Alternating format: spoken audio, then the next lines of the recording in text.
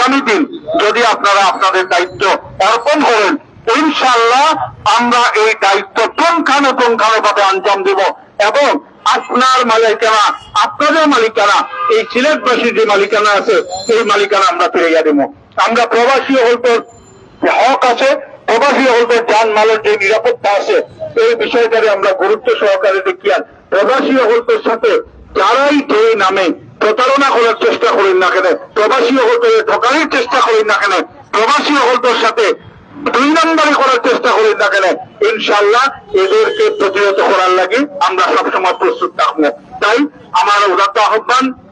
আমরা ইসলামের পক্ষে, মানবতার পক্ষে, দেশের পক্ষে আপনারা সামনে আইছি। আপনারা আগামী 12 তারিখ এই মার্কা হাত পাখারে গ্রহণ করতাম এবং আপনারা সহযোগিতা নিয়ে আমরা এই সিলেটে করতাম, এই প্রত্যাশা এবং দোয়া চাইয়া বক্তব্য শেষ করিয়া আলহামদুলিল্লাহ রাব্বিল আলামিন। দর্শক, আপনারা ইতিমধ্যে দেখছেন সিলেট 1 আসনের ইসলামী আন্দোলনের সংসদ সদস্য পদপ্রার্থী মাওলানা মোহাম্মদ মাহমুদুল হাসান LLB কে হাত পাকার প্রতীকে তিনি যে এই মুহূর্তে সিলেট সবুজ বাজারে পথসভা করছেন। আমরা সরাসরি আপনাদেরকে যুক্ত করেছি এবং আমরা আজকের এই